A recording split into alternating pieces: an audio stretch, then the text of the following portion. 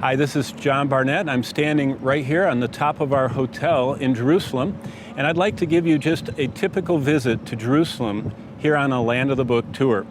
If you look right across the road is the walls of Jerusalem, and I'm just going to take you step by step through the last day of Christ's life. It starts out over here at the upper room. Right on that hill you can see the Church of the Dormition. Right beneath that is the upper room where Jesus would have celebrated the Last Supper with his disciples. After that supper, Jesus said that he wanted to go to the Garden of Gethsemane. The Garden of Gethsemane is that gold dome right there at the halfway up the Mount of Olives, the gold dome church of the Russian Orthodox Church of Mary Magdalene. There's where Jesus knelt in prayer with his disciples, who all fell asleep. He awakened them, and they fell asleep again. And finally, the third time when he woke them up, Judas had come with all the temple guard.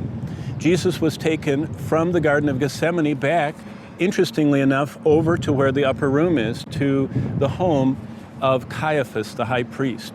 There, which is also a church called St. Peter in Gallicantu, which is Latin for where the cock crowed, Jesus was kept through the night in that church and then taken by the Roman authorities to stand before Pilate. Pilate, where Jesus was scourged as well as prepared for the cross, is in the Antonian Fortress, which you can see there, the twin minarets right there at the base of the Mount of Olives with the trees behind it, is where the Antonian Fortress was.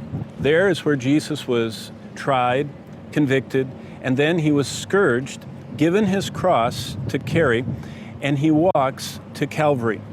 Now, throughout the centuries, there have been two different views of where Calvary is. The first one is the twin gray domes behind me. That's the Church of the Holy Sepulcher.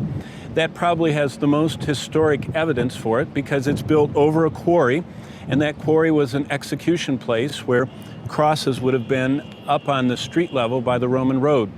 It also was marked in the early first century by Hadrian, who wanted to stamp out Christianity and bury the spot where Christ was crucified and also buried. So the twin domes of the Church of the Holy Sepulcher. Then in the 19th century, General Gordon from the British Army was looking across the wall, and you can see right in front of me is the Damascus Gate, where he was staying with the Spafford family. And as he, at breakfast, looked across the wall, where the cedar trees there are, just above those clay rooftops, that garden and the hill behind it looked like Golgotha. He called it a place of the skull. And so General Gordon paid and raised the money to purchase that garden, and that is called the Garden Tomb today. And Jesus, after the crucifixion, was buried in the Garden Tomb, or in the tomb that is underneath the Church of the Holy Sepulcher.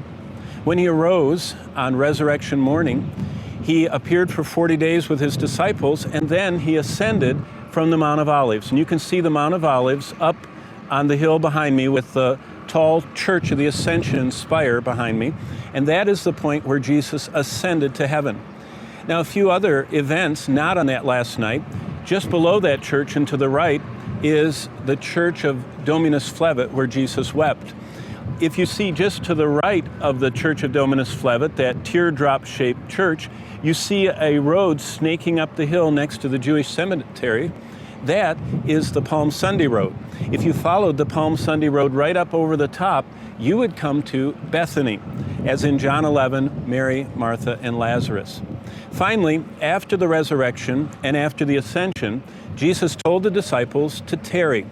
They went back to the upper room, Mount of Zion, Church of Dormition over here, and then on the day of Pentecost began proclaiming the gospel on the steps right behind those two domes, behind Al-Aqsa Mosque, the southern steps of the temple.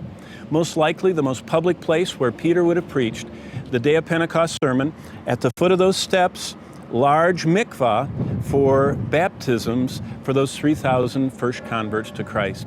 So right here, as you can see from the rooftop of our hotel, the entire panorama of the city of Jerusalem, the walls, the gates, and all the sites of Christ's last day and his entire ministry are before us here in Jerusalem. I hope you'll come and join us on a Land of the Book tour. The Bible is our textbook. These actual sites where the events took place are our classroom.